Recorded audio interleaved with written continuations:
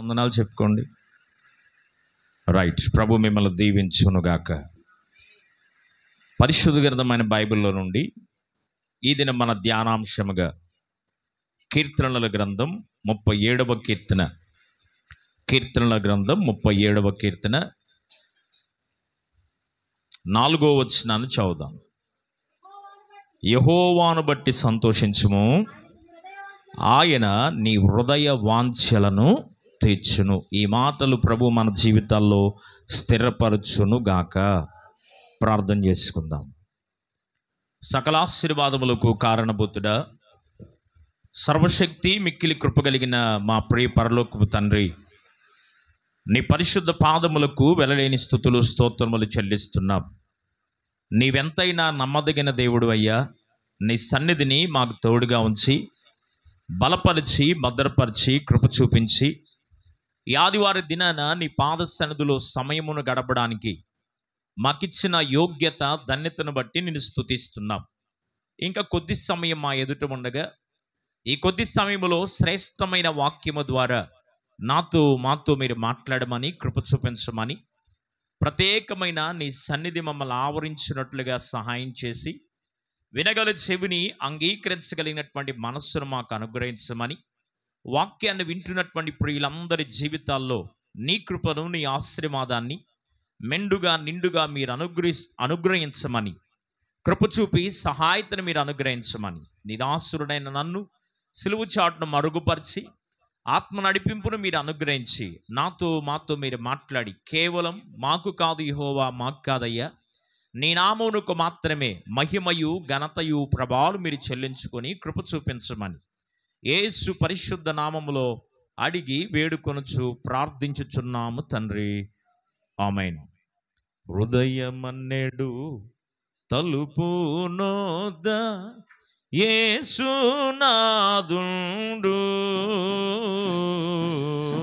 హృదయమన్నెడు తలుపు నోద యేసునాదుండు,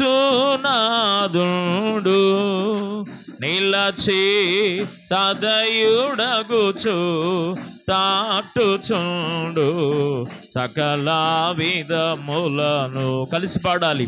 ఇలచి చదయుడగుచు తాటుచుండు సకల విధములను, పరుని బోలి నిలుచున్నాడు పరికించి చూడా,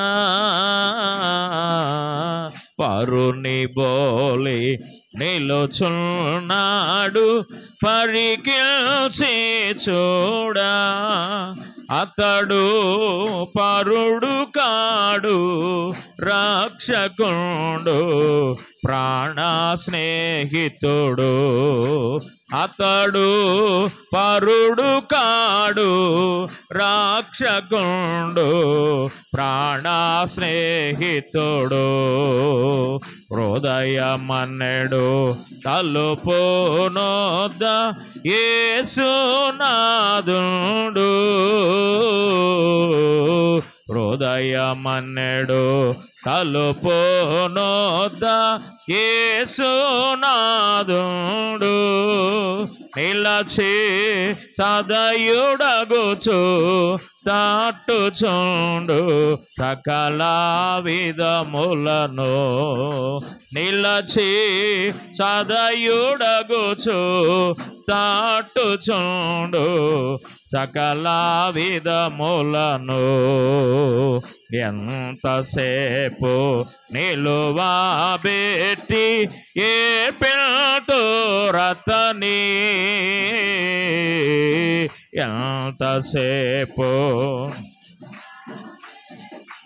ఏ పిల్తో రతని, నాత డెల్తో దయతో పిలచుచున్నా ఇప్పుడు మేములను, తాత డెల్తో దయతో పిలచుచున్నా దేప్పుడు మేములను, హృదయమన్నెడు తలుపు నోద యేసునాదుండు,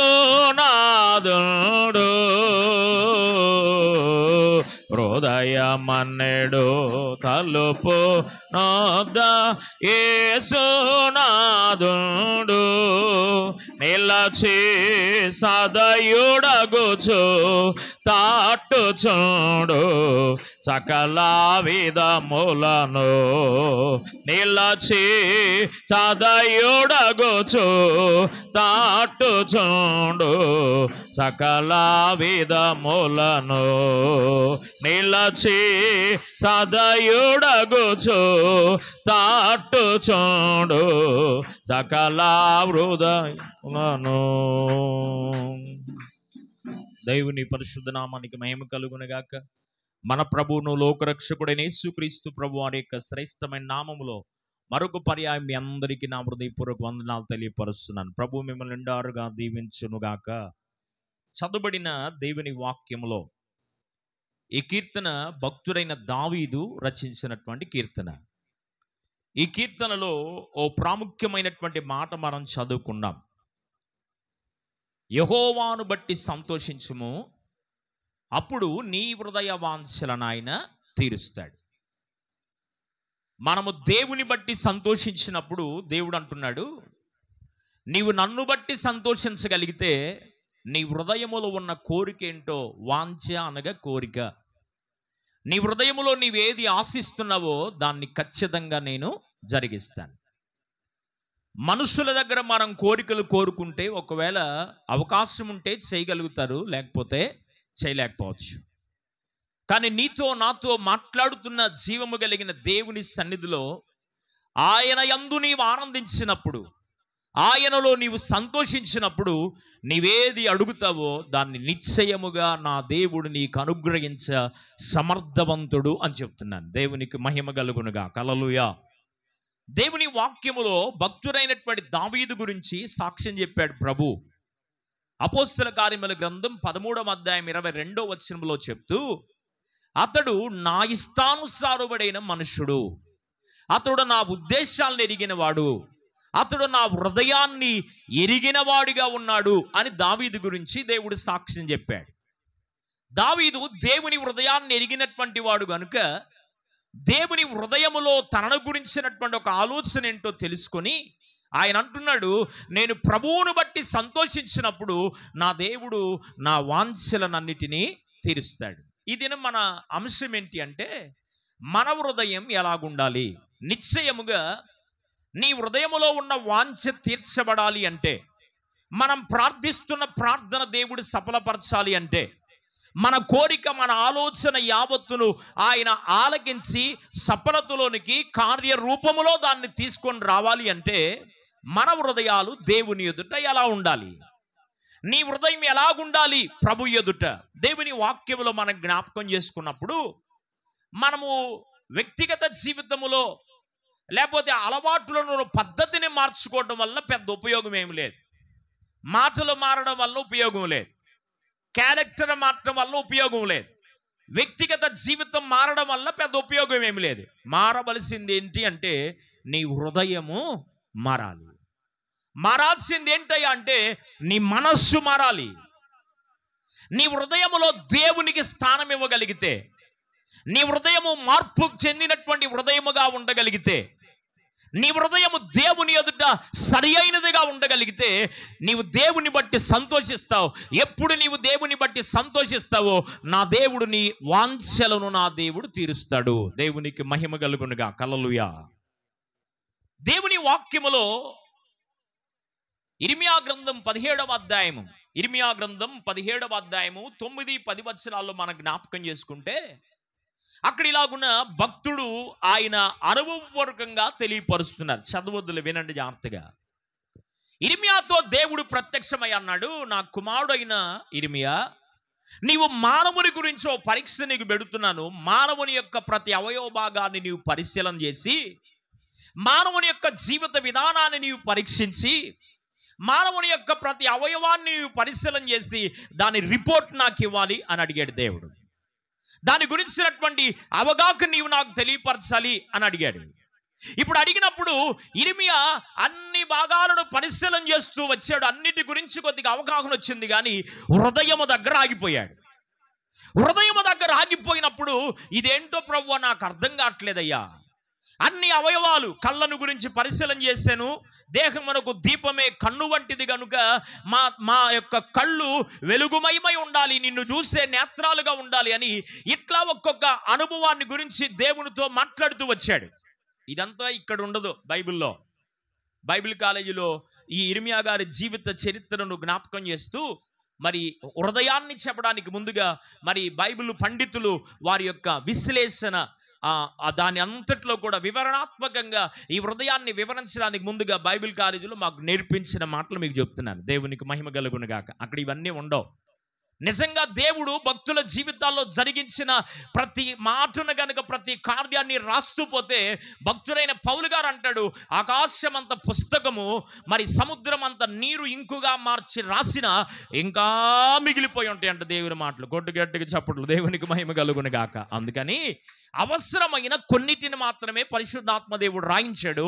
మిగతావన్నీ భక్తుల యొక్క జీవిత అనుభవాల్లో వారు దేవునితో మాట్లాడుతూ ఉండగా దేవుడు వారికి బయలుపరచగా విశ్లేషణ గ్రంథాల్లో కొన్నిటిని రాస్తూ వచ్చాడు. దేవునికి మహిమ కలుగును గాక. ఇప్పుడు హృదయ సంగతి ఏంటో నాకు అర్థం కావట్లేదయ్యా, మానవుని యొక్క హృదయ పరిస్థితి ఏంటో నాకు అర్థం కావట్లేదు ప్రభు అని జీవము కలిగిన దేవునితో, యెహోవా దేవునితో మొరపెట్టినప్పుడు ఇప్పుడు దేవుడే హృదయాన్ని గురించి స్టేట్మెంట్ రాయ్ అన్నాడు. ఇప్పుడు దేవుడు ఏం చెప్పాడు ఇర్మియా గారితో అంటే, హృదయము అన్నిటికన్నా ఘోరమైన వ్యాధి కలిగింది, అది మోసకరమైంది, దాన్ని కనుగొనగలిగిన వాడు ఎవడు లేడు. నువ్వు ఏడే కూర్చున్నావు కానీ నీ ఆలోచన అమెరికాలో ఉంది. ప్రైజ్ ది లార్డ్, హల్లెలూయా. మనం ఏడే ఉన్నాం, మన యొక్క అంతరంగం, మన హృదయంలో ఉన్న ఆలోచన ఎక్కడికెక్కడికో వెళ్ళిపోతుంది. Body is present, mind is absent. Praise the lord, hallelujah. Body మాత్రం ఇక్కడే ఉంది. ఎక్కడున్నావంటే మందిరములోనే ఉన్నాను, మందిరంలోనే కూర్చున్నాను, మందిరంలోనే బైబిల్ తిరగేస్తున్నట్టుకున్నా, మందిరంలోనే పాస్ గారి వైపు వాక్యం వింటున్నట్టే ఉన్నా, కానీ నా హృదయము యొక్క ఆలోచన మాత్రం ఇక్కడ లేదు. దేవునికి మహిమ కలుగునుగా. హల్లెలూయా. దేవుని మందిరమునకు నీవు పోవునప్పుడు నీ ప్రవర్తన జాగ్రత్తగా చూసుకో అన్నాడు. ప్రసంగి గ్రంథం 5వ అధ్యాయంలో ఈ మాటలు చాలా చక్కగా సూటిగా పరిశుద్ధాత్మ దేవుడు మనందరికీ జ్ఞానోదయం కలగడానికి ఈ మాటలు రాయిస్తూ వచ్చాడు. మనము దేవుని మందిరానికి వచ్చాం. ఇప్పుడు దేవుని మందిరంలోకి వచ్చిన తర్వాత మన ప్రాణము, ఆత్మ, శరీరము కేవలం కొద్ది సమయం దేవునికి అప్పగించుకొని కూర్చోవలసిందే. దేవునికి మహిమ కలుగును గాక. దేవునికి వేరై మనం ఏం చేయలేం. నీ వాంఛ తీర్చబడాలి అంటే, నీ కోరిక తీర్చబడాలి అంటే, నీ ఆశ, నీ తపన, నీ ఉద్దేశం ఏంటో తీర్చబడాలి అంటే నీ హృదయము నా దేవుని ఎదుట సరి అయినదిగా కనబడాలి. మానవుని హృదయాన్ని గురించి దేవుడు ఇర్మియాతో మాట్లాడుతూ ఉన్నాడు. మానవుని హృదయం ఎలాంటిదంటే మోసకరమైనది. అది ఎలాంటిదంట? మోసకరమైనది, ఘోరమైన వ్యాధి కలిగింది, దాన్ని కనుగొనగలిగిన వాడు ఎవడూ లేడు అంటూ 10వ వచనం చదువమ్మ. 10వ వచనంలో ఓ చక్కని మాట అక్కడ చెప్పాడు. 10వ వచనం ఇర్మియా 17:10. ఒకని ప్రవర్తనను బట్టి వాని క్రియల ఫలము చొప్పున ప్రతీకారము చేయడానికి యెహోవాను నేను హృదయమును పరిశోధించువాడను, అంతరేంద్రియములను పరీక్షించువాడను అన్నాడు. దేవునికి మహిమ కలుగునుగా. హల్లెలూయా. ఒకరి ప్రవర్తనను బట్టి వాని క్రియల ఫలము చొప్పున ప్రతీకారము చేయడానికి యెహోవాను నేను హృదయాన్ని పరిశోధించేవాడిని అన్నాడు. దేవునికి మహిమ కలుగును గాక. ప్రార్థనకు వస్తున్నాం, దేవుని సన్నిధిలో గడుపుతున్నాం, దేవునికి ఇవ్వాల్సిన ఇస్తున్నాం, దేవుని మందిరములో క్రమముగా ఉంటున్నాం, ఆత్మీయ జీవితంలో, విశ్వాస జీవితంలో చక్కగా ఉన్నామని అనుకుంటున్నాం. కానీ కొన్ని కార్యాలు మన జీవితాల్లో జరగపోవడానికి కారణం ఏంటి అంటే నీ హృదయము దేవుని ఎదుట సరి అయినదిగా లేదేమో. మన హృదయాలు దేవుని ఎదుట సరిగా ఉంటే, మన మనస్సు దేవుని ఎదుట కరెక్ట్గా ఉంటే, మన యొక్క హృదయం యొక్క దేవుడు హృదయాన్ని పరిశీలించి చూసినప్పుడు, ఆనాడు మానవుని హృదయాన్ని గురించి ఇర్మియాతో ప్రభువు మాట్లాడినప్పుడు అతని హృదయం ఎలాగుందంటే మోసకరమైనదిగా, ఘోరమైన వ్యాధి కలిగిందిగా ఉంది. దేవుడు ఎవరికి అన్యాయం చేసేవాడు కాదు. తెలుసా మీకు ఆ సంగతి? మన దేవుడు ఎవరంటే న్యాయము చేసే దేవుడు. ఆయన న్యాయవంతుడు. వచ్చిన తిప్పలల్లా ఎక్కడంటే మన వల్లే, దైవజనుని వల్ల కాదు, సంఘం వల్ల కాదు, లేకపోతే పలానోళ్ళు అట్ట చేశారు, లేకపోతే నేను ఇట్ట అయ్యేవాడిని కాదు, ఇట్ట అయ్యేదాన్ని కాదని వాళ్ళ మీద వీళ్ళ మీద సాకులు చెప్పుకొని, వంకలు చెప్పుకొని, జీవితాలు పాడు చేసుకొని పతన స్థితిలోకి దిగజారిపోతున్న వారు ఉన్నారు. వాడో వీడో కాదు నిన్ను పాడు చేస్తుంది, నీ హృదయమే. నీ మనస్సాక్షి దేవుని ఎదుట సరిగా లేదు కనుక, నీ హృదయం చక్కగా దేవుని సన్నిధిలో ఉంటే ఎవడో అడ్డేసిన కావలసిన ప్రతి ఆశీర్వాదాన్ని నా దేవుడు ఛాలెంజ్గా నీకు ఇచ్చేస్తాడు. గడ్డికి చప్పట్లు, దేవునికి మహిమ కలుగునుగాక. నా దేవుడు నిన్ను ఆశీర్వదించుటకు సమర్థవంతుడైన దేవుడు. ఆయన ఎవరు అంటే అన్యాయస్తుడు కాదు, నా దేవుడు న్యాయము జరిగించే దేవుడు. నమ్మకమైన దేవుడవైనా నీవే చాలు యేసయ్యా, నమ్మకమైన దేవుడవైనా నీవే చాలు యేసయ్యా. నేనేమై ఉన్నా, ఏ స్థితిలో ఉన్నా, నేనేమై ఉన్నా, ఏ స్థితిలో ఉన్నా, ఇంకేమి కోరుకోనయ్యా, అసలు ఇంకేమి కోరుకోనయ్యా. నమ్మకమైన దేవుడవైనా నీవే చాలు యేసయ్యా. హల్లెలూయా. మనము నమ్మదగిన వారం కానీ మన దేవుడు ఎవరంటే నమ్మదగిన దేవుడు. బయట నుండి వచ్చాయి మానవుని పాడు చేయట్లా, వినండి జాగ్రత్తగా. బయట నుండి మనము వింటున్న మాటలు మనల్ని పాడు చేయట్లా, బయట నుండి మనము చూస్తున్న కార్యాలు మనల్ని పాడు చేయట్లా, బయట నుండి మనము తీసుకుంటున్న ఆహారం మనల్ని పాడు చేయట్లా. లోపల నుండి వచ్చేవే ఎదుటి వారిని పాడు చేస్తున్నాయి, నిన్ను కూడా పాడైపోయేటట్టు చేస్తున్నాయి. దేవునికి మహిమ కలుగునుగాక. ఓ 2 సందర్భాలు దేవుని వాక్యములో నేను మీకు జ్ఞాపకం తెస్తాను, జాగ్రత్తగా వినండి. మనందరికీ తెలుసు సౌలు గారి కుమార్తె మీకాలు. ఎవరామె? సౌలు రాజు గారి యొక్క కుమార్తె మీకాలు.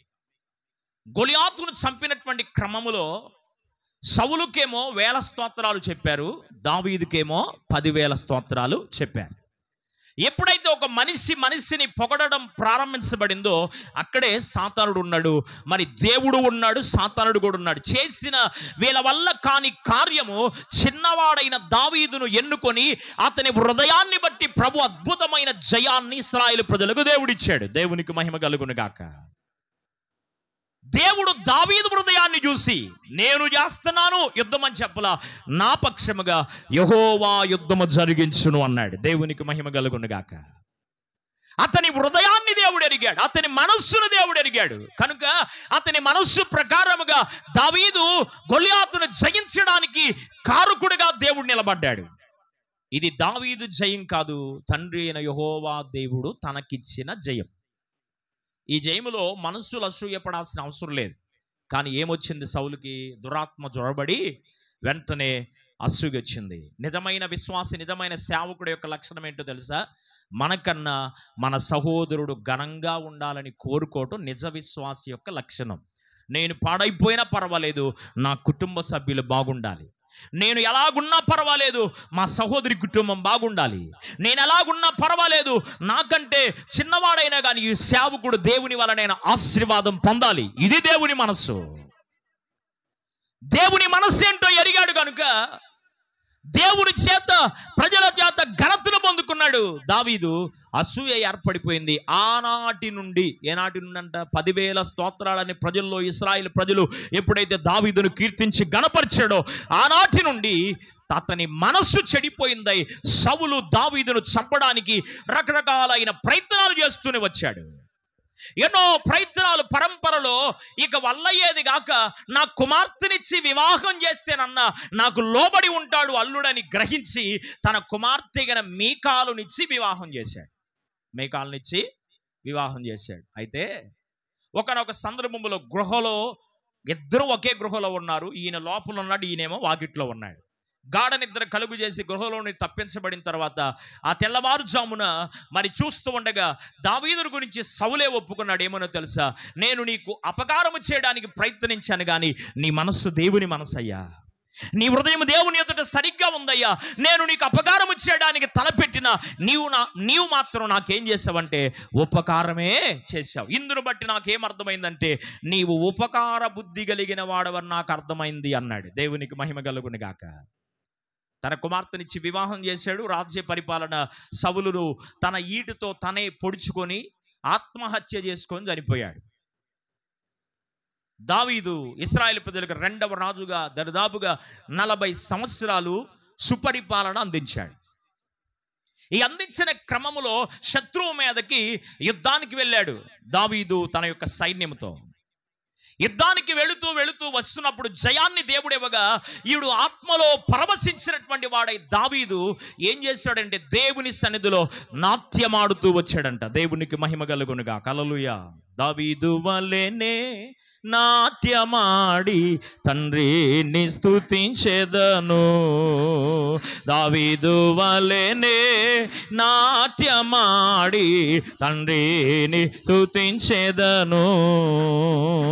యేసయ్యా స్తోత్రము, యేసయ్యా స్తోత్రము, యేసయ్యా స్తోత్రము, యేసయ్యా స్తోత్రము. దావీదు వలెనే నాట్యమాడి తండ్రిని స్తుతించెదను.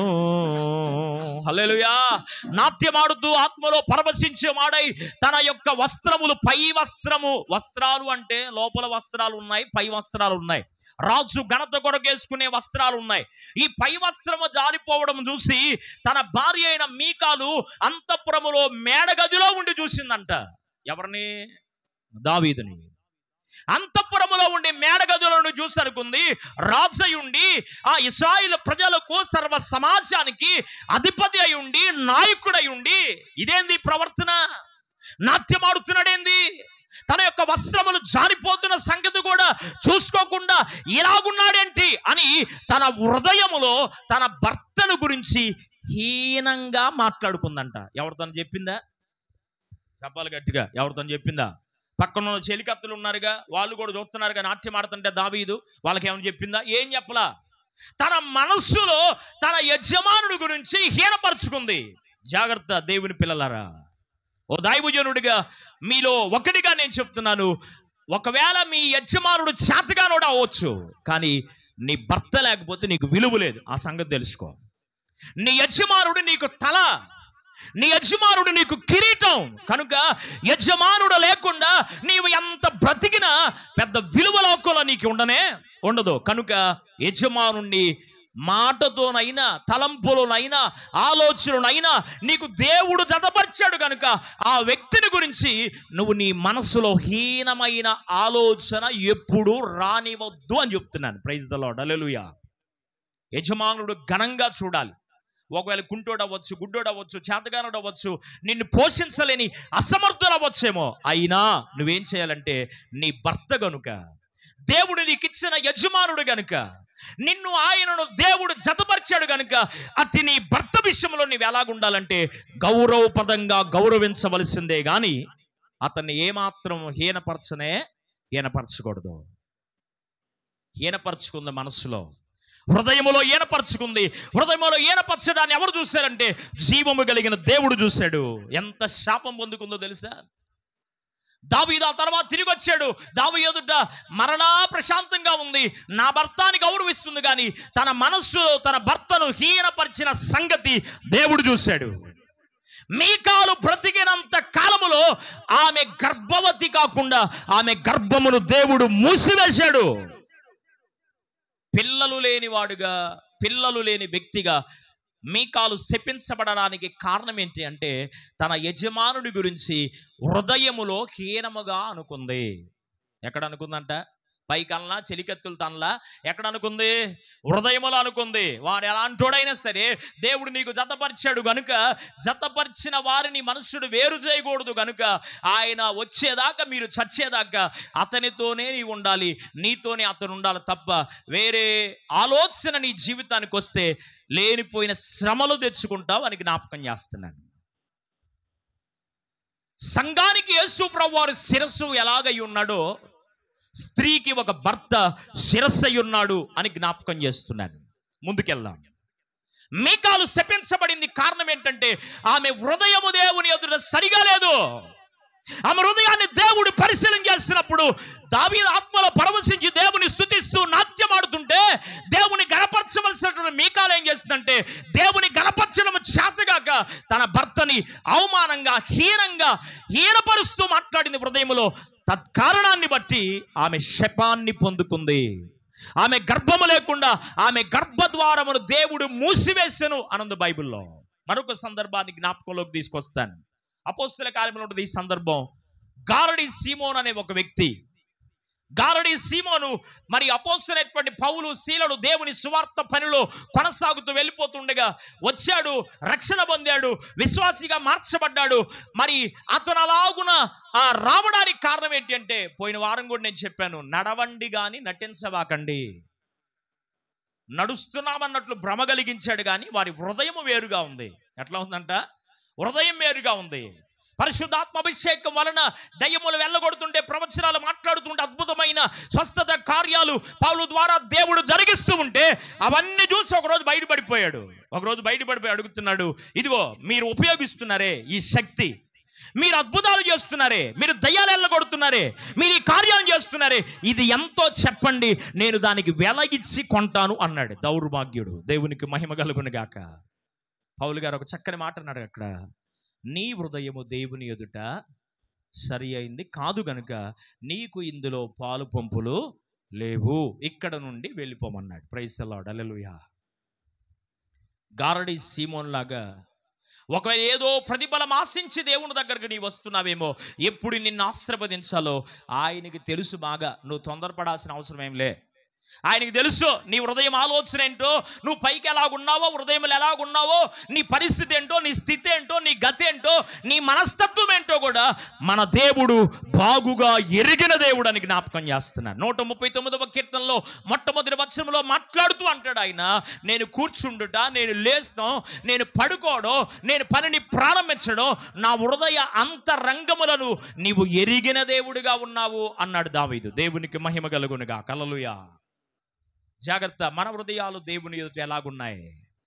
మన హృదయం దేవుని ఎదుట సరిగా ఉందా? మనుషుల ఎదుట అవసరం లేదండి, దేవుని ఎదుట చక్కగా నీ ఉంటే మనుషుల ఎదుట పర్ఫెక్ట్గా కనపడతావు. Praise the lord. హల్లెలూయా. దేవుడు చూస్తున్నామన్న భయము నీ హృదయంలో ఉంటే, అరే నేను మాట్లాడితే, నేను పాడితే, నేను చూస్తే, నేను వెళ్ళకూడని నీ స్థలంలోకి వెళితే, నేను చేయకూడని నీ కార్యము చేస్తే, నన్ను ఎవడో చూడకపోయినా, పాస్టర్ గారు చూడకపోయినా, నా తోటి విశ్వాసులు చూడకపోయినా, నా కుటుంబ సభ్యులు నన్ను చూడకపోయినా, పట్టించుకోకపోయినా, ఎవరు చూస్తున్నారు నన్ను అంటే ఆకాశమందున్న దేవుడు నన్ను చూస్తున్నాడు అన్న భయము నీకుంటే నీ హృదయం కరెక్ట్గా ఉంటుంది. మనుషుల ఎదుట కూడా నువ్వు ఎలాగుంటావు? కరెక్ట్గా ఉంటావు. Praise the lord. హల్లెలూయా. కనుక మన హృదయం ఎలాగుండకూడదో చెప్తున్నాను. ఆ తర్వాత మన హృదయం ఎలాంటి హృదయముగా ఉండాలో చెప్పి ముగిచ్చేస్తాను. చూడండి, త్వరగా దేవుని వాక్యాన్ని నేను మీకు జ్ఞాపకం చేస్తాను. హెబ్రీ పత్రిక 3వ అధ్యాయం 12వ వచనం. దేవునికి విరోధమైన హృదయాలు ఎలాగున్నాయి, దేవునికి ఇష్టమైన హృదయాలు ఎలాగున్నాయి? ఒకటి రెండు మాటలు నేను త్వరగా మీ జ్ఞాపకంలోకి తెస్తాను. చదువు. హెబ్రీ పత్రిక 3వ అధ్యాయం 12వ వచనం. సహోదరులారా, జీవము కలిగిన దేవుణ్ణి విడిచిపోవునట్టి విశ్వాసము లేని దుష్ట హృదయము మీలో ఎవని అందైనను ఒకవేళ ఉండునేమో అని జాగ్రత్తగా చూసుకోండి అన్నాడు. ఏ హృదయం అంట? అర్థమైందా? విశ్వాసము లేని దుష్ట హృదయము ఒకవేళ రక్షించబడిన నీ హృదయము అలాగుందేమో, నా హృదయం అలాగుందేమో. దేవుని వాక్యపు వెలుగులో మన హృదయాన్ని మనం ఏం చేసుకోవాలి? పరిశీలన చేసుకోవాలి. దుష్ట హృదయముగా మన హృదయాలు ఉంటే ఇది దేవునికి విరోధమైన హృదయం. నువ్వు దేవునికి విరోధివి అని జ్ఞాపకం చేస్తున్నాను.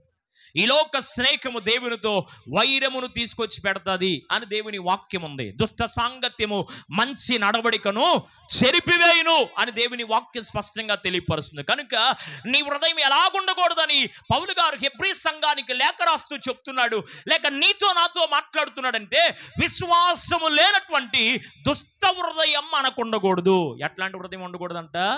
దుస్తునికుండే హృదయం మనకుండనే ఉండకూడదు. రెండో మాట చూడండి, ఆదికాండ గ్రంథం 6వ అధ్యాయం, ఆదికాండ గ్రంథం 6వ అధ్యాయము 5వ వచనం. నరుల చెడుతనము భూమి మీద గొప్పదనియు వారి హృదయం యొక్క తలంపులని ఊహంతయు ఎల్లప్పుడూ కేవలము చెడ్డదని యెహోవా చూచి తాను భూమి మీద నరులను చేసినందుకు సంతాపపడ్డాడు అనంద వాక్యములో. దేవునికి మహిమ కలుగును గాక. ఇక్కడ ఏ హృదయం కనపడుతుందంటే చెడ్డ హృదయం. ఏ హృదయం? నెంబర్ 1 దుష్ట హృదయం, దేవునికి విరోధమైన హృదయం. మనుషుని యొక్క ఆలోచన, తలంపు, ఇచ్చ, ఊహం కేవలం చెడ్డది. అంటే హృదయము చెడినదైతే అన్నీ చెడిపోతాయి. ప్రైజ్ ది లార్డ్, హల్లెలూయా. హృదయం మంచిగా ఉందనుకో, ఆలోచన కూడా ఎట్టకుంటుంది? చెప్పాలి గట్టిగా, ఎట్లా ఉంటుంది? హృదయంలో మంచి ఆలోచన నిన్ను గురించి నాకు అనిపించింది, మిమ్మల్ని గురించి నాకు ఒక మంచి ఆలోచన ఉంటే, ఇప్పుడు మిమ్మల్ని గురించి నా హృదయంలో మంచిగా ఉంది కనుక బయటకు కూడా ఏమొస్తుంది? ఆలోచన కూడా ఏమొచ్చుద్ది? మంచిదే వస్తుంది. కనుక మానవుని యొక్క హృదయం ఎలాగుండకూడదు అని చెప్తున్నాడంటే, నరులను చేసినందుకు భూమి మీద నా తండ్రి అయిన దేవుడు సంతాపపడడానికి కారణం ఏంటి అంటే, మానవుని హృదయం చెడిన హృదయముగా ఉంది. చెడినవాడ నైన నన్ను చేరదీసి బ్రోచినావు, చెడిన నైన నన్ను చేరదీసి బ్రోచినావు, పడిన నాదు గోతి నుండి, పడిన నాదు గోతి నుండి పైకి లేవా నెత్తినావు, పైకి లేవా నెత్తినావు, భజన చేయుచు భక్త పాలక ప్రస్తుతింతు నీ నామమును. హల్లెలూయా. చెడిపోయిన మనల్ని, పాడైపోయిన మనల్ని, అలాంటి చండాలపు హృదయం, చెడిన హృదయం మనకు ఉండకూడదని మంచి హృదయముగా మార్చడానికే ఈ దినము నీతో ప్రభువు మాట్లాడుతున్నాడు. ప్రైజ్ ది లార్డ్, హల్లెలూయా. ఏ హృదయం ఉండకూడదంట? దేవునికి విరోధమైన దుష్ట హృదయం ఉండకూడదు, దేవునికి విరోధమైన చెడ్డ హృదయం నీలో ఉండకూడదు. మరొక మాట చూపిస్తాను దేవుని వాక్యంలో. రోమాపత్రిక 1వ అధ్యాయం 22వ వచనం. అపోస్తలుడైన పౌలు రోమీయులకు రాసినటువంటి పత్రిక 1వ అధ్యాయము 22వ వచనం. 122.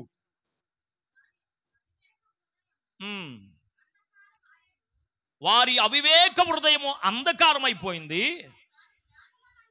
తాము జ్ఞానులమని చెప్పుకొనుచు బుద్ధిహీనులైపోయారు అన్నాడు. దేవునికి మహిమ కలుగునుగా. హల్లెలూయా.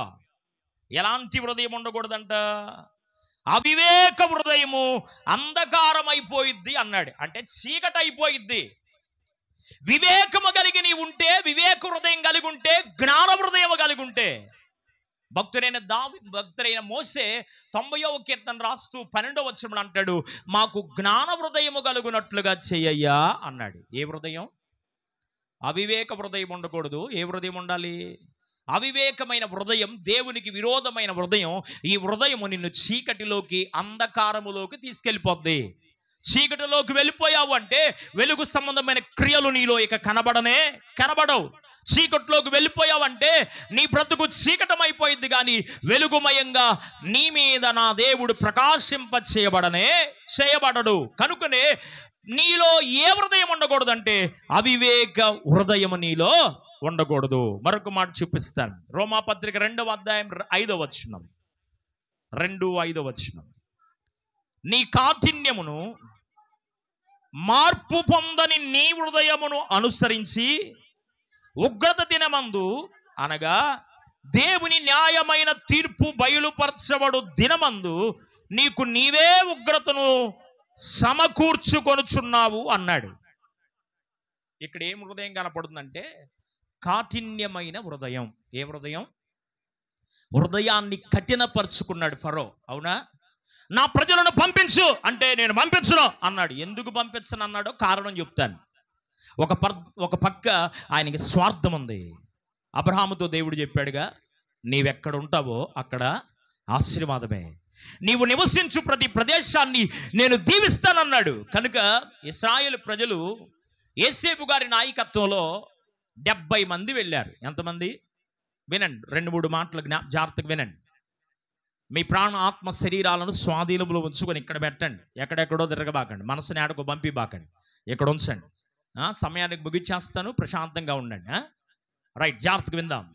యోసేపు ఐగుప్తులో ఉన్న ఆర్థిక శాఖ మంత్రిగా, రాజు తరువాత రాజంతటి వాడిగా ఉన్న ఆ దినాలలో 70 మంది వెళ్ళారు. ఎంతమంది వెళ్ళారు? 70 మంది. తిరిగి వచ్చేటప్పుడు ఎంతమంది తెలుసా? 20 లక్షల మంది. ఎంతమంది? 70 మంది ఏంది, 20 లక్షల మంది ఏంది? ఆశ్చర్యం కదా. ఐగుప్తులో దేవుని ప్రజలకు దేవుడు తోడై ఉండి, ఐగుప్తు యొక్క రాజు కఠినమైపోయినటువంటి మనస్సు తాను కలిగి ఉన్న తన ప్రజల పక్షంగా యుద్ధాన్ని ప్రభువు జరిగించాడు. దేవునికి మహిమ కలుగునుగాక. కనుక మన హృదయం ఎలాగుండకూడదంట? కఠినమైన హృదయంగా ఉండకూడదు. ఇంకా కఠినమైపోయాడు ఆయన. కఠినమైపోతే దేవుడు విడిచిపెడతావా లేదా అంటే, విడిచిపెట్టలో అన్నాడు. అప్పుడు ప్రభు అన్నాడు, మోషేను నాయకుడిగా పంపించి 40 సంవత్సరాలు అరణ్యపు యాత్రలో మోషేను నడిపించి సినాయి పర్వతం దగ్గర మంచి ట్రైనింగ్ ఇచ్చి మరలా తీసుకెళ్ళి ఐగుప్తులోకి తీసుకెళ్ళాడు. ప్రభు మోషేని పిలిచినప్పుడు మండుచున్న పొదలో తన మామగారు ఇత్రో మందను కాయటానికి వెళ్ళినప్పుడు, నిర్గమాకాండ గ్రంథం 3వ అధ్యాయంలో ఉంటుంది ఈ మాటలో. ఇత్రో మందను కాయడానికి వెళ్ళినప్పుడు పొద మండుచుందంట, కాలిపోలేదంట. ఏమవ్వలేదు? మండుతుంది, కానలేదు. ఏందో ఈ ఆశ్చర్యమని చూద్దామని వెళ్ళాడు మోషే. వెళితే, అగో నువ్వు నిలబడిన స్థలం ఏంటో తెలుసా? పరిశుద్ధ స్థలం ఇది, నీ చెప్పులు విప్పరమ్మన్నాడు. చెప్పులు విప్పి వెళ్ళాడు. చెప్పులు విప్పి వెళ్ళినప్పుడు సాష్టాంగ పడితే ప్రభు దగ్గర మాట్లాడుతా, అయ్యా, ఇశ్రాయేలు ప్రజలకు నాయకుడిగా ఉండడానికి నా వల్ల కాదయ్యా, నేను నోటి మాంద్యము కలిగిన వాడినయ్యా. అయితే ప్రభు అంటున్నాడు, నీ నోటిని చూడట్లేదు, నేను ఏం చూస్తున్నాను తెలుసా? నీ హృదయాన్ని చూస్తున్నాను. కొద్దిగడ్డికి చప్పట్లు. దేవునికి మహిమ కలుగును గాక. నీ బలహీనతలు నాకు అనవసరం. నీ బలహీనత నేను చూడట్లా, నీ పరిస్థితి నేను చూడట్లా, నీ జీవితాన్ని నేను చూడట్లా. నేనేం చూస్తున్నానంటే నీ హృదయం నా ఎదుట సరిగా ఉందా లేదా, అదే నేను చూస్తున్నాను. మోషే హృదయాన్ని దేవుడు చూశాడు. నా ఇల్లంతట్లో నువ్వు నమ్మకమైన వాడవయ్యా, నువ్వు నోటి మాంద్యము కలిగిన వాడు అని నువ్వు అనుకుంటున్నావు, కానీ నేను అనుకోవట్లేదు. నేను నమ్మకత్వాన్ని చూస్తున్న దేవుణ్ణి కదా. నువ్వు మరలా తిరిగి ఐగుప్తుకు వెళ్ళమన్నాడు. ట్రైనింగ్ ఇచ్చాడు, ఐగుప్తుకు పంపించాడు. ఫరో రాజు ఇశ్రాయేలు ప్రజలను వదిలిపెట్టను అని కఠినమైన హృదయంతో ఫరో వ్యవహరిస్తూ ఉంటే, ఫరో హృదయాన్ని మార్చడానికి 10 విధములైన అద్భుతమైన కార్యాలు మోషే ద్వారా నా ప్రభు జరిగించాడు. గొడ్డగడ్డి చెప్పండి. దేవునికి మహిమ కలుగునుగా. హల్లెలూయా. 10 విధములైన అద్భుతమైన కార్యాలు మోషే ద్వారా దేవుడు జరిగించి, ఓ నాయన నీకు దండం పెడతాను మోషే, ఇదిగో నీ ప్రజలను తీసుకొని వెళ్ళిపో అన్నాడు. వెళ్ళిపోవడానికి తీర్మానం చేసుకొని బయటకు వచ్చేటప్పుడు వారి సంఖ్య ఎంతంటే 20 లక్షల మంది గొప్ప సైన్య సమూహముతో ముందుకొచ్చాడు. ఇశ్రాయేలు సైన్యమునకు ముందు నడిచిన దైవమా, ఇశ్రాయేలు సైన్యమునకు ముందు నడిచిన దైవమా, నేడు మాకు తోడయ్యుండి మమ్ము నడిపించుమా, నేడు మమ్ము నడిపించుమా, ఇశ్రాయేలు సైన్యములకు ముందు నడిచిన దైవమా. హల్లెలూయా. దేవునికి విరోధమైన హృదయాలు నీలో ఉండకూడదు. దేవునికి విరోధమైన హృదయం ఏంటి అంటే, నెంబర్ 1 దుష్ట హృదయం, 2వది చెడ్డ హృదయం, 3వది అవివేక హృదయం, 4వది కాఠిన్య హృదయం. మరి ఎలాంటి హృదయం లేకుండా దేవునికి ఇష్టమైన హృదయం ఏంటి? దేవునికి ఇష్టమైన హృదయాలుగా ఎలాంటి హృదయాన్ని దేవుడు ఇష్టపడతాడు? ఎలాంటి హృదయము కలిగి ఉంటే దేవుని సేవకునిగా ఉపవాసం ఉండి దైవజనుడిగా మిమ్మల్ని ఆశీర్వదిస్తూ చెప్తున్న మాట, నీ హృదయం నా దేవుని ఎదుట సరిగా కనపడితే నీవేది ఆశిస్తున్నావో, నీవేది కోరుకోబోతున్నావో, నీవేది నా దేవుడి దగ్గర కన్నీరు గాల్చి ప్రార్థిస్తున్నావో, దాన్ని నా దేవుడు 100% నా దేవుడు మీ జీవితాల్లో జరిగించబోతున్నాడు. దేవునికి మహిమ కలుగునుగా. హల్లెలూయా. నా దేవుడు నీ హృదయాన్ని చూసే దేవుడు. పై రూపాన్ని చూసి లక్ష్య పెట్టేవాడు కాదు. మొదటి సమూయేలు గ్రంథం 17వ అధ్యాయంలో మరి సమూయేలు ప్రవక్తతో దావీదును అభిషేకించడానికి వెళ్ళినప్పుడు సమూయేలుతో ప్రభు అంటాడు, నీవు మనుష్యుని పై రూపాన్ని చూసి లక్ష్య పెడుతున్నావు, మేము మనుషుని యొక్క పై మెరుగును చూసి లక్ష్య పెడుతున్నావు. నేను పై రూపాన్ని చూసేవాడిని కాదు, నేను ఎవరినో తెలుసా? హృదయాన్ని పరిశీలన చేసే దేవుణ్ణి. దేవునికి మహిమ కలుగును గాక. ఎందుకు కృంగిపోతున్నావు? ఎందుకు వేసారిపోతున్నావు? ఎందుకు కంగారు పడిపోతున్నావు? ఎందుకు కలవర పడిపోతున్నావు? నీ హృదయమును దేవుని ఎదుట సరిగా నీవు నిలబెట్టుకోగలిగితే నీ హృదయాన్ని బట్టి నా దేవుడు నీకు అద్భుతము చేయడా? చేస్తాడా? చేస్తాడు నా దేవుడు. ఆయన ఎవరు అంటే, ఒకవేళ ఇన్ కేసు ఓ దైవజనుడిగా, ఓ విశ్వాసులుగా మీరైనా నేనైనా మాట ఇచ్చి తప్పుతామేమో కానీ మనం ఆరాధించే దేవుడు మాట ఇచ్చి నెరవేర్చే దేవుడు ఆయన.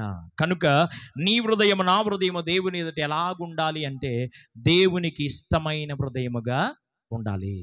ఎలాంటి హృదయాన్ని దేవుడు ఇష్టపడతాడు? విరోధమైన హృదయం ఉండకూడదు అన్నాడు. మరి ఇప్పుడు ఎలాంటి హృదయం కావాలి దేవునికి? ఎలాంటి హృదయం ఉంటే మన హృదయాన్ని బట్టి మన యొక్క ఆలోచనను, మన యొక్క కార్యాలను, మన కోరికలను దేవుడు సఫలపరుస్తాడు. చూడండి, దేవుని వాక్యంలో త్వరగా మీ జ్ఞాపకంలోకి తీసుకొస్తాను. ఇర్మీయా గ్రంథం 24వ అధ్యాయం. చదివే వాళ్ళు కొద్దిగా త్వరగా చదివి సహకరించండి. కొద్ది నిమిషాలు ఈ కార్యక్రమాన్ని ముగించుకుందాం. ఇర్మీయా గ్రంథం 24:7. వారు పూర్ణ హృదయముతో నా యొద్దకు తిరిగి రాగా వారు నా జనులగునట్లును నేను వారి దేవుడనగునట్లును నేను యెహోవానని నన్ను ఎరుగు హృదయము వారికి ఇచ్చెదను అన్నాడు. దేవునికి మహిమ కలుగునుగా. హల్లెలూయా. ఎలాంటి హృదయము దేవునికి ఇష్టమైన హృదయము అంటే, నెంబర్ 1, దేవుని ఎరిగే హృదయము కావాలి. ఎవరిని ఎరిగే హృదయం? పలానాళ్ళ సంగతి నాకు అంతా తెలుసులే, వాళ్ళ సంగతి నాకు తెలుసు, వీళ్ళ సంగతి నాకు తెలుసు, నేనేంటో నాకు తెలుసు, అసలు అందరి సంగతి నాకు తెలుసు అంటారు కొంతమంది. బుద్ధి తక్కువ మాటలు అవన్నీ. అందరి సంగతి నువ్వు తెలుసుకునే తర్వాత పక్కన పెట్టేదంతా. అసలు నీ హృదయం సంగతి నీకు అర్థమైందా? అసలు నీ సంగతి నీకు అర్థమైందా? నీ కుటుంబం సంగతి నీకు అర్థమైందా? నీ వ్యక్తిగత జీవితం సంగతి నీకు అర్థమైందా? దేవుని వాక్యం అంటున్నాడు, వారు పూర్ణ హృదయముతో నా యొద్దకు తిరిగి వచ్చినప్పుడు నేను వాళ్ళకి ఎలాంటి హృదయాన్ని ఇస్తున్నా అంటే అసలు నేనేంటో ఎరిగే హృదయాన్ని ఇస్తానన్నాడు. ఎన్ని సంవత్సరాలు అయింది ప్రభువుని నమ్ముకొని? చెప్పమంటే చాట భారతం అంత చెబుతాం, లిస్టులు చెబుతాం. మేము నమ్ముకొని ఎన్నేళ్ళు అయిందో తెలుసా? ఒకప్పుడు ఎట్టుండేవాళ్ళవో తెలుసా? అట్ట చేసేవాళ్ళం తెలుసా? ఎట్ట ప్రార్థించేవాళ్ళం తెలుసా? ఒకప్పుడు ఎంత ఉజ్జీవంగా ఉన్నాం తెలుసు. ఇప్పుడేమో ఆ ఉజ్జీవం ఆరిపోయింది తెలుసా? దేవునికి మహిమ కలుగును గాక. ఒకప్పుడు ఎట్టున్నావు నాకు అనవసరం. అంత్య దినాలలో, ప్రభు వచ్చు దినాలలో నీవెలాగున్నావు, నీ హృదయం ఎలాగుంది? నీ హృదయాన్ని బట్టే తీర్పు దేవుని ఎదుట. నీ మనస్సాక్షిని బట్టే తీర్పు దేవుని ఎదుట.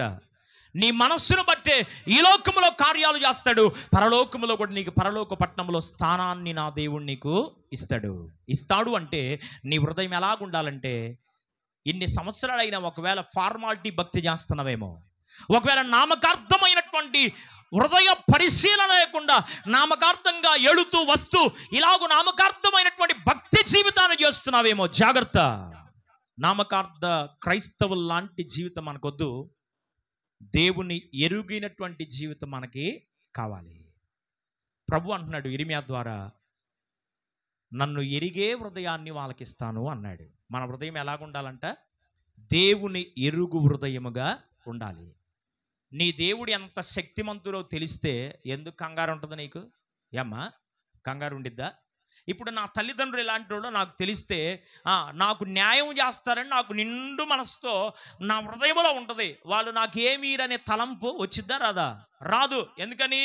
నా తల్లిదండ్రులు నన్ను కన్నారు కనుక, నేను మన సొంతగా వారికి పుట్టిన కుమారుని కనుక నాకు రావలసిన ప్రతిదీ ఎన్ని అడ్డుపొల్లలేసినా నాకు రావలసింది నా తల్లిదండ్రులు నాకు ఇస్తాడనే నమ్మకం నాకు ఉంటుంది.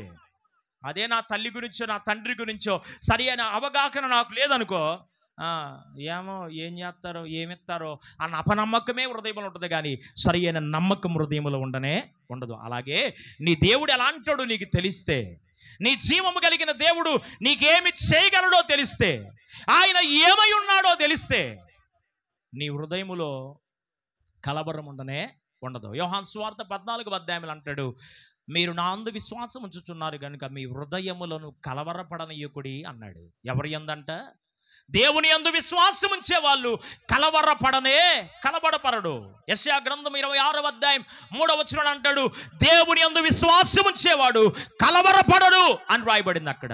నిజంగా నువ్వు దేవుని యందు విశ్వాసం ఉంచితే, నీ దేవుడు ఏంటో నీవు తెలుసుకోగలిగితే, నీ దేవుడు ఎవరో పరిపూర్ణంగా నీకు అర్థమైతే, నీ దేవుని శక్తి ఏంటో అర్థమైతే, నీ దేవుని ప్రభావం ఏంటో నీకు అర్థమైతే, అరే ఎర్ర సముద్రాన్ని ఎదుటిగా నిలబడితే కర్రతో పాయలు చేసిన అద్భుతమైన దేవుడు మన దేవుడు. దేవునికి మహిమ కలుగునుగా. హల్లెలూయా.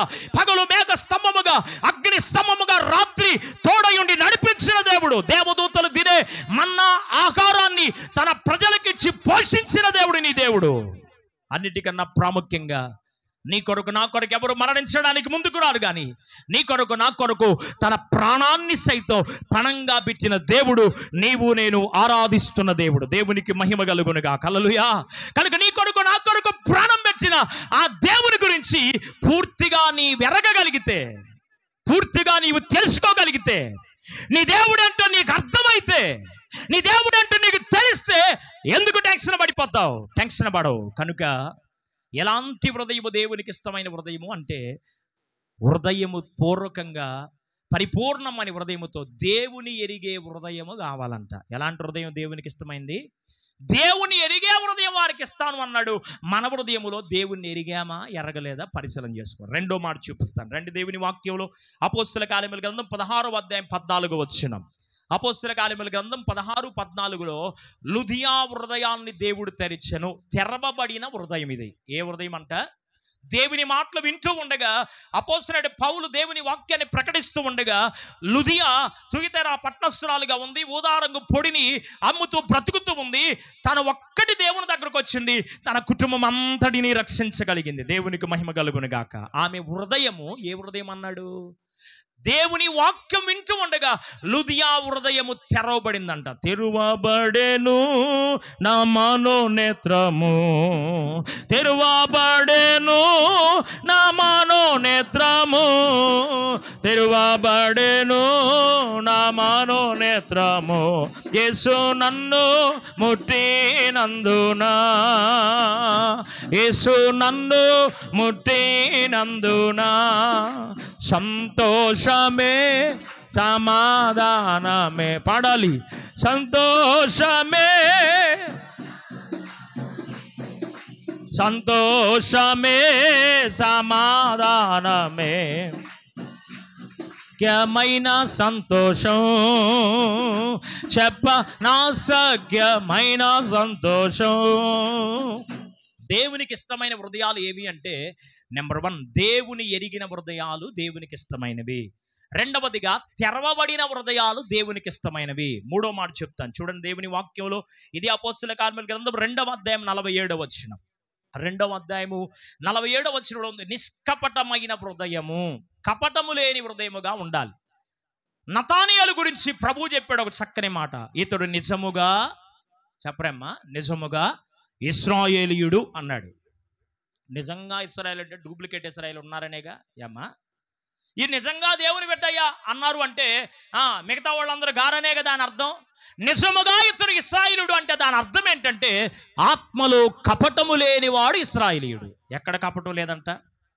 ఆత్మలో కపటము లేనివాడు. నిష్కాపట్యము అంటే పావురములో ఉన్న సుగుణం. నిష్కల్మషులై ఉండండి అన్నాడు. పాముల వలె వివేచనయు పావురం వలె నిష్కపటులై ఉండండి అన్నాడు ప్రభు. అంటే నిష్కపటమైన హృదయం. కపటము కలిగిన హృదయము మోసం చేస్తుంది. ఎవరినో మోసం చేస్తున్నాడు నువ్వు అనుకుంటున్నావు కానీ, ఎవడు తీసిన గుంటలో, సామెతల్లో ఉంది, ఎవడు తీసిన గుంటలో వాడే చక్కగా పడిపోవును. దేవునికి మహిమ కలుగునుగా. హల్లెలూయా. ఎదుటివాని కీడు నీవు కోరుతున్నావు, ఎదుటివాని పతనాన్ని నీవు కోరుతున్నావు, కానీ నీకు తెలియకుండానే నీవే పతన స్థితిలోకి వెళ్ళిపోతున్నావు. కనుక నీ హృదయం ఎలాగుండకూడదంటే, కపటము కలిగిన హృదయముగా ఉండకూడదు. నిష్కపటమైన హృదయము దేవునికి ఇష్టమైన హృదయం. 4వ మాట చూడండి దేవుని వాక్యంలో. అపోస్తలుల కార్యముల గ్రంథం 11వ అధ్యాయము 23వ వచనం. 11:23 అంటాడు, స్థిరమైన హృదయము కలిగి ఉన్నారంట. ఏ హృదయం? నీ హృదయం ఎలాగుండాలి ప్రభు దగ్గర? అస్థిరంగా ఉండకూడదు, చంచలత్వంగా ఉండకూడదు. కార్యం జరిగినప్పుడు ఒక మాట, కార్యం జరగనప్పుడు ఒక మాట, మేలు జరిగినప్పుడు ఒక హృదయం, మేలు జరగనప్పుడు ఒక హృదయం ఉండకూడదు. జరిగినా జరగకపోయినా, రాత్రి కూడా చెప్పాను కదా, నీకు కార్యం చేసినా దేవుడే, చేయకపోయినా దేవుడే. దేవునిగా ఆరాధించడం నేను నేర్చుకుంటే, దేవుని దేవుడిగా చూడడం నేను నేర్చుకుంటే, దేవుని సన్నిధిలోకి దేవుడు ఉన్నాడని, ఆయన ఖచ్చితంగా తను నమ్మువారికి ఫలమును దయచేయవాడని నీవు నమ్మగలిగితే, నిశ్చయముగా నీ హృదయాన్ని దేవుడు పరిశీలన చేసి నీ హృదయాన్ని సంతోషించేటట్లుగా ఆయన నీ హృదయ వాంఛలను తీరుస్తాడు. దేవునికి మహిమ కలుగునుగా. హల్లెలూయా. అప్పుడు మన హృదయం ఎలాగుండాలి అంటే, ఇక్కడ అంటున్నాడు, స్థిరమైన హృదయంగా ఉండాలి. ఏమంటా నేను దేవుణ్ణి నమ్ముకున్నానో చచ్చిపోయేదాకా ఎవరిపైన ఉండాలి నా విశ్వాసం, నా గురి ఎవరిపైన ఉండాలి, నా నమ్మకం ఎవరిపైన ఉండాలి?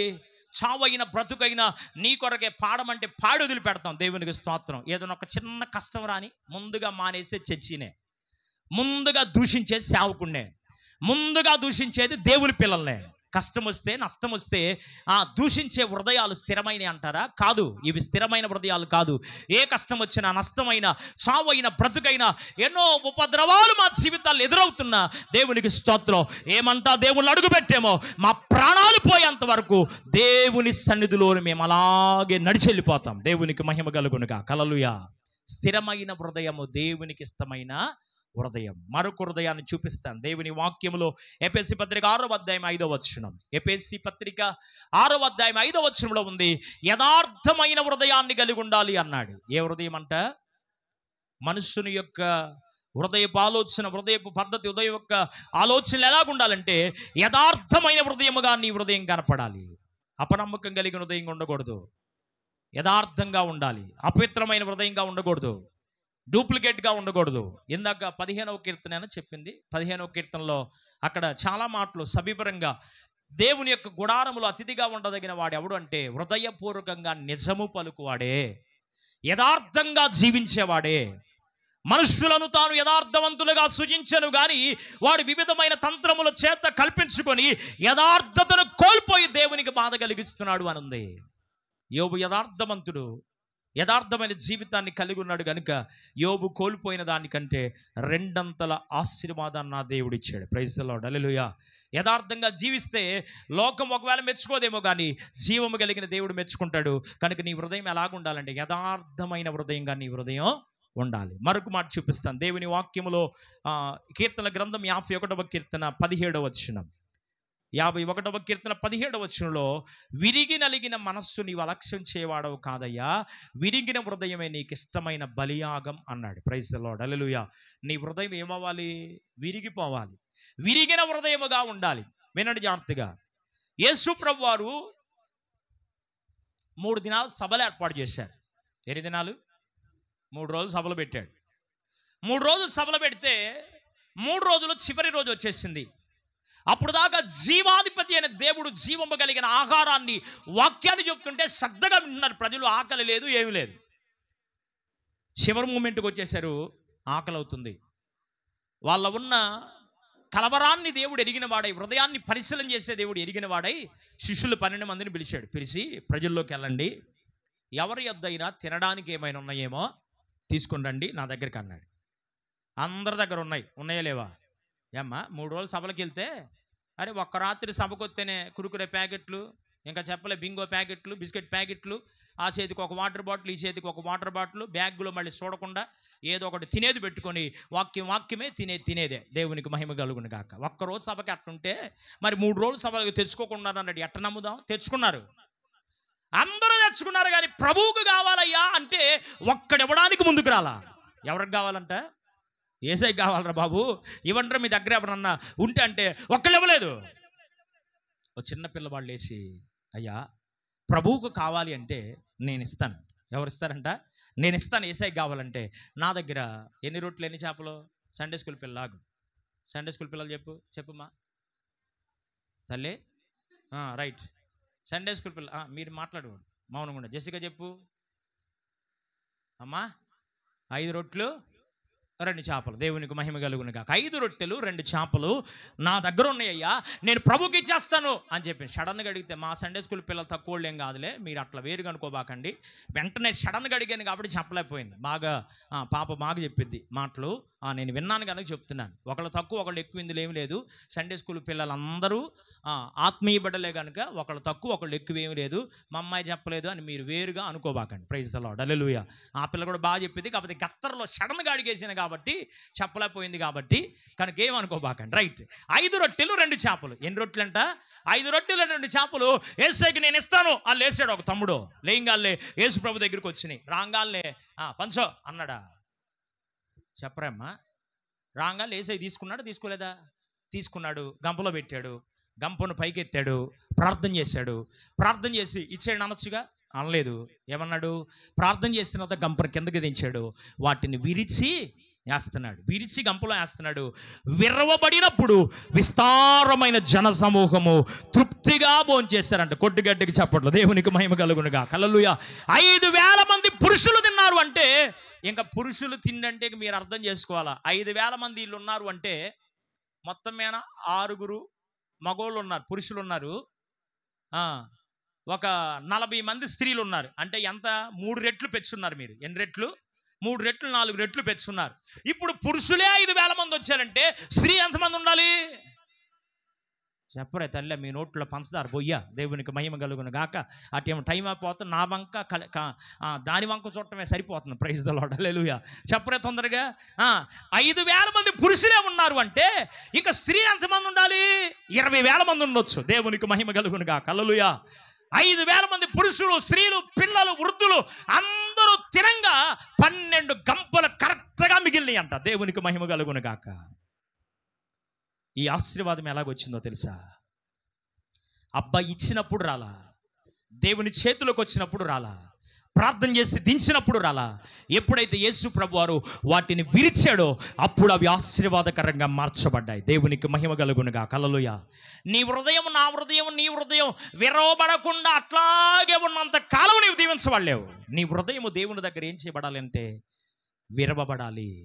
ఇంకా నీ హృదయములో ఏ మస్ట్ ఉందో, ఇంకా నీ హృదయములో ఏ కల్మషం ఉందో, ఇంకా నీ హృదయములో ఏది దాగుకున్న పాపమో శాపమో అవిధేయత ఏది నీ హృదయములో ఉందో అది దేవుని వాక్యము చేత నలగగొట్టబడాలి. దేవునికి మహిమ కలుగును గాక. అది దేవుని వాక్యము చేత విరవబడుతున్నప్పుడు నీవు స్వచ్ఛమైన విరిగి నలిగిన హృదయము కలిగిన వాడిగా దేవునికి కనపడతావు. అప్పుడు నీ హృదయము నా దేవునికి ఇష్టమైన హృదయముగా ఉంటుంది. ఒకసారి 2 చేతులు పైకెత్తు, దేవునికి స్తోత్రం చెప్పు. హల్లెలూయా. నీ హృదయము విరిగి నలిగిన హృదయముగా ఉంటే అలాంటి హృదయము దేవునికి ఇష్టమైన హృదయం. దేవునికి మహిమ కలుగునుగా. హల్లెలూయా. హెబ్రీ పత్రిక 10వ అధ్యాయం 22వ వచనంలో అంటాడు. హెబ్రీ పత్రిక 10వ అధ్యాయం 22వ వచనంలో ప్రోక్షించబడిన హృదయముగా నీ హృదయం ఉండాలి అన్నాడు. అంటే అప్పుడప్పుడు తల్లిదండ్రులు చెప్తారు, మీకోసం దారబోసామురా, మా చెమటంతా, మా రక్తం అంతా అంటారు. కొంతమందే చేసి ఉంటారు, అందరూ చేయరు. కానీ కామన్ డైలాగ్ మాట్లాడేస్తారు. అందరూ మాట్లాడారుగా మేము కూడా మాట్లాడారు. ఏమీ చేయరు పిల్లల కొరకే. ఒకరినొకలాగా చూస్తారు, ఒకరినొకరు ప్రేమిస్తారు, ఒకరినొకలాగా గౌరవిస్తారు. ఏమి చేయరు. కానీ మీకోసం మా బతుకంతా ధారపోసామంటారు. వృత్తి మాటలే. దేవునికి స్తోత్రం. నిజంగా ధారపోసిన వాడు నోట ఆ మాట రాదు. నిజంగా వారి కొరకు, బిడ్డల కొరకు ప్రాణాన్నైనా సమర్పించిన వాళ్ళు అట్లా మాట్లాడరు. నీ హృదయము ప్రోక్షించబడిన హృదయముగా ఉండాలి అంటే నీ హృదయము దేవుని ఎదుట కరిగిపోయే హృదయముగా, దారబోయబడిన హృదయముగా, పొంగి పారే హృదయముగా, పొర్లిపోయే అనుభవాన్ని కలిగిన హృదయముగా నీ హృదయం ఉంటే ప్రోక్షించబడిన హృదయం అన్నారు దాన్ని. అలాంటి హృదయము దేవునికి ఇష్టమైన హృదయం. చివరి మాట చెప్తున్నాను. 51వ కీర్తన 10వ వచనం. 51వ కీర్తన 10వ వచనం ఉంది. శుద్ధ హృదయము అన్నాడు అక్కడ. దేవా, నా అంతరంగమందు స్థిరమైన మనస్సును, నాకు శుద్ధ హృదయమును అనుగ్రహించయ్యా అన్నాడు. ఏ హృదయం కావాలి? శుద్ధ హృదయం. పరిశుద్ధ పరిశుద్ధ పరిశుద్ధ ప్రభువా, పరదూతలైన వర్ణింపగలరా, వరదూతలైన వరదూత పాడాలి. దూతలైన వర్ణింపగలరా, జనక కుమారాత్మలను నేకదేవా, జనక కుమారాత్మలను నేకదేవా, ఘన మహిమ చెల్లును దానారా నిత్యముగా, ఘన మహిమ చెల్లును, ఘన మహిమ లోను, ఘన మహిమ చెల్లును ధనరా నిత్యముగా. పరిశుద్ధ పరిశుద్ధ పరిశుద్ధ ప్రభువా, వరదూతలైనా నిల్పగలరా. వరదూతలు వర్ణించలేకపోవచ్చేమో కానీ నువ్వు పరిశుద్ధంగా బ్రతికితే, నీ హృదయం శుద్ధ హృదయం కలిగి ఉంటే, నీ హృదయంలో పరిశుద్ధత కలిగి ఉంటే, పరిశుద్ధుడైన దేవుని నీవు ఆరాధించగలవు. దేవునికి మహిమ కలుగునుగా. హల్లెలూయా. అందుకని నీ హృదయం ఎలాగుండాలి? శుద్ధ హృదయముగా నీ హృదయం ఉండాలి. దేవునికి విరోధమైన చెడ్డ హృదయముగా నీ హృదయం ఉందా? దేవునికి ప్రియమైన ఇష్టమైన హృదయంగా నీ హృదయం ఉందా? నిన్ను నీవే పరిశీలన చేసుకో. మన దేవుడు ఎవరో తెలుసా? రోమాపత్రిక 8వ అధ్యాయం 27వ వచనంలో ఉంది, ఆయన హృదయములను పరిశోధించే దేవుడు. ఇర్మీయా గ్రంథం 17వ అధ్యాయం 10వ వచనంలో ఇందాక మనం చదువుకున్నాం, అంతరేంద్రియములను హృదయాన్ని పరిశోధన చేసి పరిశోధకుడు అయిన నీతో సముడైన వారు ఎవరైనా ఉన్నారా? నిశ్చయముగా నీ హృదయ వాంఛ తీర్చబడాలి అంటే చెడ్డ హృదయమో, దుష్టుని హృదయమో, అవివేక హృదయమో, అజ్ఞాన సంబంధమైనటువంటి హృదయం నీకు ఉండకూడదు. కాఠిన్య హృదయం నీకు ఉండకూడదు. ఇలాంటి మంచి హృదయం నీకుంటే నీ హృదయాన్ని బట్టే దేవుడు నీ జీవితంలో అద్భుతాలను దేవుడు చేస్తాడు. మరి నీ హృదయంలో ఏముండాలి? ఇలాంటి హృదయం నీకు రావాలంటే నీ హృదయాన్ని అలాగున మార్చగలిగింది ఏంటి? శుద్ధ హృదయముగా, పవిత్ర హృదయంగా, ప్రోక్షించబడిన హృదయముగా, నిష్కపటమైన హృదయముగా, తెరవబడిన హృదయముగా, స్థిరమైన హృదయముగా, యథార్థమైన హృదయముగా, విరిగిన హృదయముగా, దేవుని ఎరిగే హృదయముగా నీ హృదయం ఉండాలి. అంటే నీ హృదయంలో ఏముంటే నీవు ఇలాంటి హృదయాన్ని, దేవునికి ఇష్టమైన హృదయాన్ని కలిగి ఉంటావు. ఒక మాట చదవండి, ముగిచేస్తాను. కీర్తనల గ్రంథం 119వ కీర్తన 11వ వచనం, ద్వితీయోపదేశకాండ గ్రంథం 11వ అధ్యాయం 18వ వచనం. నీ ఎదుట నేను పాపము చేయకుండానట్లు నా హృదయములో నీ వాక్యమును ఉంచుకొని ఉన్నాను. ద్వితీయోపదేశకాండ గ్రంథం 11వ అధ్యాయం 18వ వచనం. 11:18 చూడమ్మా. కాబట్టి మీరు ఈ నా మాటలను మీ హృదయములోను మీ మనస్సులోను ఉంచుకొని వాటిని మీ చేతుల మీద సూచనలుగా కట్టుకొనవలెను. అవి మీ కన్నులకు నడుమ బాసికములుగా ఉండవలను. పాస్టర్ గారు చెప్పారు కదా అని చెప్పి చేతులకు కట్టుకునేరు. జాగ్రత్త. బాసికాలకు ఉండాలి. కానీ మన సహోదరులు పెళ్లి చేసుకునేటప్పుడు బాసికం అని కడతారు. అట్ట కట్టుకునేరు. జాగ్రత్త. అట్ట కట్టుకొని వ్యాపారం చేస్తున్నారు కొంతమంది సేవకులు. కనుక అట్లా కట్టుకోమని కాదు దేవుని ఉద్దేశం. ఎక్కడ కట్టుకోవాలి చెప్పాలి. ఎక్కడ కట్టుకోవాలి? హృదయములో ఈ మాటలు ఉంచుకోండి అన్నాడు. అసలు ముందు హృదయములో ఉంటే చేతులకు కట్టుకోక్కర్లా, బాసికంగా కట్టుకోక్కర్లా. ఒకడు అంటున్నాడు బ్యాండ్ అన్నాడు. జీజస్ అని ఉంది దాని మీద. ఏమరా నువ్వు కూడా బ్యాండ్లో చేరేవేంది? ఏ బ్యాండ్ మీద అంటేనో చూస్తున్నావుగా అన్నాడు. నాకు పెద్దగా చదువు రాదులే, చదవమంటేనో. ఏందో చదవమంటే ఇంగ్లీషులో చదివి వదిలిపెట్టాడు. జీజస్ అన్నాడు. జీజస్సా? ఎవరు చెప్పారు నీకు బ్యాండ్లు వేసుకోమనంటే? అయ్యో వేరే పాస్టర్ గారు అమ్ముతున్నాడు కొనుక్కున్నాళ్ళే, ఏమన్నా బాక అసలు నీ కంటికి ఏం కనపడిన భలే విమర్శ చేస్తాం అంటున్నాడు. దేవునికి స్తోత్రం. నేనెందుకు విమర్శ చేశాను రా? నీ చేతికి ఏముంది? బ్యాండ్ వేసుకున్నావు కదా, అందుకని ఏంది రాసామే బ్యాండ్ వేసుకున్నావు అన్న దానికి తప్పే ఉందిరా అంటే వాడేమో ఈ బ్యాండ్ వేసుకున్నాడు, మెడలో కూడా ఇంత పొడుగు చేశాడు శిలువ. దేవునికి స్తోత్రం. మళ్ళా ఎందుకు వచ్చిన బాధలే, అసలు ఉంది కాబట్టి చెప్తల్లా. ఇంత పొడుగుతుంది దేవునికి మహిమ కలుగును గాక. నోట్లో ఇంత పొడుగుది పెట్టి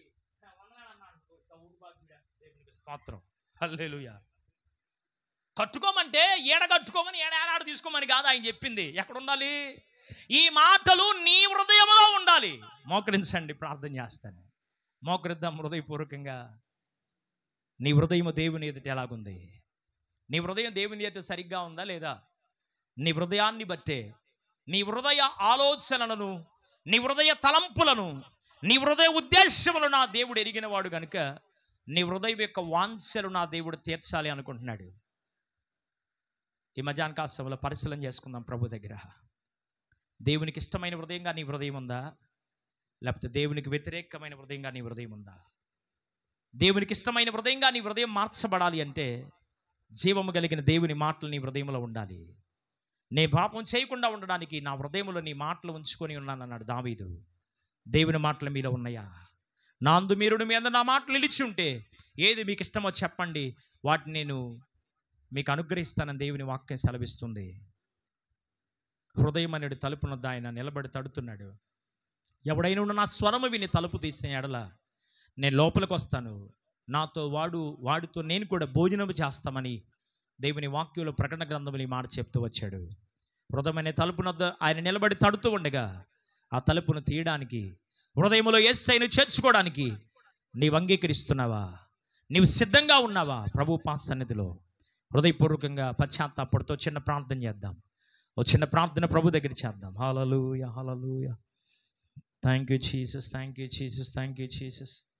ఓ చిన్న ప్రార్థన ప్రభు పాద సన్నిధిలో చేద్దాం. అయ్యా, నా హృదయంలో నేను ఎలాగున్నానేమో, ఒకవేళ దుష్ట హృదయముగా, ఒకవేళ చెడు తలంపుగా నా హృదయం ఉందేమో, తండ్రి నిన్ను చేర్చుకునే హృదయముగా నా హృదయం ఉండడానికి నాకు సహాయం చేయాలని హృదయపూర్వకంగా దేవుని సన్నిధిలో మన హృదయాన్ని మనం పరిశీలన చేసుకుందాం. హృదయములోపల క్రీస్తుని నమ్మిన రక్షణ పొందెదవు. హృదయములోపల క్రీస్తుని నమ్మిన రక్షణ పొందెదవు. పొందకున్నచో నరకము తప్పదు, పొందకున్నచో నరకము తప్పదు. వేదనను దెదవు జాగేలా మరణము పొందక ముందే నరుడా గుర్తెరుగుమా ప్రభుని. తరుణము పోయిన మరి ఇక దొరుకదు, తరుణము పోయిన మరి ఇక దొరుకదు. అరుదెంచుమా ప్రభుని సన్నిధికి మరణము పొందక ముందే నరుడా గుర్తెరుగుమా ప్రభుని. ఇంకా ఒకవేళ యేసు ప్రభువాన్ని సొంత రక్షణగా అంగీకరించని పరిస్థితుల్లో నీవు ఉన్నామేమో, యేసు ప్రభు నోటితో ఒప్పుకొని హృదయం అందు విశ్వసించి పశ్చాత్తపడి మారు మనసు బాప్తిస్నానంలోకి రావాలని ప్రభు సేవకునిగా మనవి చేస్తున్నాను. ఒకవేళ నీవు రక్షించబడితే దేవునికి ఇష్టమైన హృదయంగా నీ హృదయం ఉందా? లేకపోతే దేవునికి విరోధమైన హృదయంగా నీ హృదయం ఉందా? నీ హృదయం ఎలాగుందో హృదయాన్ని పరిశోధించే దేవుని ఎదుట నన్ను నేను పరిశీలన చేసుకుందాం, ప్రార్థన చేసుకుందాం. పరిశుద్ధుడైన తండ్రి, ఆశ్చర్యకరుడ నీకు వందనాలు. నీ పాద సన్నిధిలో నాయనా నీ పాద సన్నిధిలో విత్తబడిన వాక్యాన్ని బట్టి నేను స్తుతిస్తున్నాం ప్రభువా. మేము నిన్ను బట్టి సంతోషించినప్పుడు మా హృదయ యొక్క ఆలోచనలు మీరు స్థిరపరుస్తారని, కోరికను సిద్ధింపజేస్తారని మీరు మాతో మాట్లాడుతూ వచ్చారు నాయన. నీ హృదయ వాంఛలు నెరవేర్చే దేవుడు నేను అని నీ వాక్యం ద్వారా మాతో ముచ్చరించి నీ వాక్కుల కొరకు నీకు స్తోత్రాలు. కనుక మా హృదయ వాంఛలు మీరు తీర్చాలి అంటే మా హృదయం నీ ఎదుట ఎలాగుండాలో 2 విధములైనటువంటి అనుభవాలు మేము నేర్చుకున్నాం. దుష్టుని హృదయముగా మేము ఉండకూడదని, నీకు విరోధకరమైన హృదయాలుగా మా హృదయాలు ఉండకూడదని, నీకు ఇష్టమైన హృదయాలుగా మా హృదయాలు ఉండాలి అని, ఈ హృదయాలు నీకు ఇష్టమైన హృదయంగా మార్చబడాలి అంటే మా హృదయములో వాక్యం ఉండాలి అని, వాక్యమయున్న దేవుడిగా మాతో మీరు మాట్లాడిన నీ వాక్కుల కొరకు నీకు స్తోత్రాలు. విత్తమైన వాక్యాన్ని మా అందరి జీవితాల్లో ఫలింపులోకి తీసుకురండి. ఎవరి ఆశతో ఆంక్షతో వచ్చారు మీరు ఎరిగిన దేవుడిగా ఉన్నారు కనుక వారి హృదయ యొక్క ఆలోచనలు మీరు తీర్చి కృప చూపించమని, మేలును ఆశీర్వాదాన్ని దీవెనను మీరు కలుగు చేసి బలపరచమని, ముందున సమయాన్ని కూడా ఆశీర్వాదకరంగా మీరు మలచమని, వాక్యాన్ని వింటున్నటువంటి బిడ్డలందరి జీవితాలకు ఆశీర్వాదాన్ని, కృపను, సమాధానం మీరు కలుగు చేసి నీకు ఇష్టమైన హృదయాలుగా వారి హృదయాలు మార్చబడి రీతిలో సహాయం చేసి బలపరచమని యేసు పరిశుద్ధ నామములో అడిగి వేడుకొనుచు ప్రార్థించుచున్నాం తండ్రి. ఆమేన్. అందరికి వందనాలు. దేవుడు మీకు సదాకాలం తోడై ఉండును గాక.